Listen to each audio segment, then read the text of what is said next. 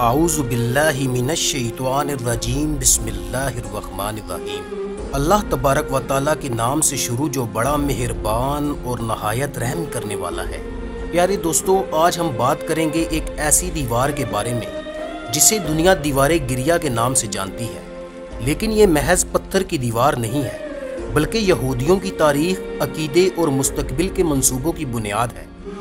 प्यारे दोस्तों, ये वही दीवार है जहाँ यहूदी हजारों बरस से जमा होकर रो रो कर दुआएं मांगते हैं। इनकी आंखों से बहने वाले आंसू सिर्फ इबादत का हिस्सा नहीं, बल्कि एक खोई हुई सल्तनत और छिन चुकी अजमत की याद भी है। इस दीवार को वो मुकाम हासिल है जो मुसलमानों के लिए खाना काबा रखता है।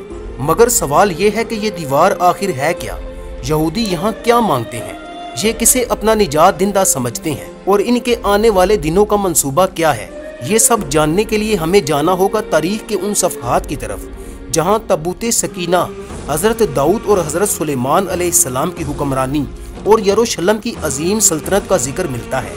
प्यारे दोस्तों, जब बनी इसराइल के नबी हज़रत दाऊद अलैहिस्सलाम ने एक अजीम इबादतगाह बनाने का इरादा किया जहाँ अल्लाह तबारक व तआला की खास निशानी तबूते सकीना रखा जाता, लेकिन वो इस ख्वाब को पूरा न कर सके। उनके बेटे हज़रत सुलेमान अलैहिस्सलाम ने जिन्नात की मदद से वो शानदार इमारत तमीर करवाई जिसे आज हम हैकल सुलेमानी के नाम से जानते हैं। ये सिर्फ एक इबादतगाह नहीं थी, ये पूरी सल्तनत का मरकज़ था जिसकी दीवारें आसमानों से बातें करती थी और अंदर वो मुकद्दस संदूक रखा गया था जो हज़रत मूसा अलैहिस्सलाम से लेकर कई अंबिया इकराम की यादगार था। तबूते सकीना एक खास बरकत वाला संदूक था जिसमें आसमानी निशानात, हज़रत मूसा अलैहिस्सलाम का असा और मनो सलवा जैसे मौजज़ात की निशानियां मौजूद थीं। यहूदी जंग में इस संदूक को अपने साथ रखते और इसकी बरकत से फतह पाते, लेकिन वक्त गुजरता गया। कौम बनी इसराइल अल्लाह के एकाम से हटती गई और फिर वो वक्त भी आया जब रूमी बादशाह टाइटस ने यरूशलेम पर हमला कर दिया, हैकल सुलेमानी को जमीन बोस कर दिया और तबूते सकीना गायब हो गया। प्यारे दोस्तों, कहा जाता है कि तबूत को बख्ते नसर बादशाह ने अपने साथ ले जाकर किसी गंदगी वाली जगह पर फेंक दिया। इस गुस्ताखी के नतीजे में अल्लाह तबारक व तआला का अजाब नाजिल हुआ और फिर ईरान के बादशाह साइरस ने बाबल पर हमला किया और बनी इसराइल को दोबारा आज़ादी मिली। उन्होंने दोबारा हैकल की तमीर की कोशिश की, लेकिन तबूते सकीना कभी ना मिल सका। यहूदी आज भी उसी की तलाश में है। इनके अकीदे के मुताबिक जब तबूत वापस आएगा तभी इनका निजात दंदा, इनका मसीहा जाहिर होगा जो इन्हें पूरी दुनिया पर हुक्मरानी देगा। लेकिन इस्लाम के मुताबिक वो मसीहा नहीं बल्कि दज्जाल होगा जो दुनिया को धोखा देगा और अपने आप को खुदा कहलवाएगा। यहूदियों का अगला हदफ अब है मस्जिद अक्सा को शहीद करके उसी जगह पर तीसरी बार हैकल सुलेमानी तमीर करना। वो पहले 2 बार नाकाम हो चुके, लेकिन इस बार उन्होंने पूरी तैयारी कर रखी है। उनका मंसूबा सिर्फ यहूदी इबादतगाह बनाना नहीं बल्कि पूरी दुनिया को फतह करना है।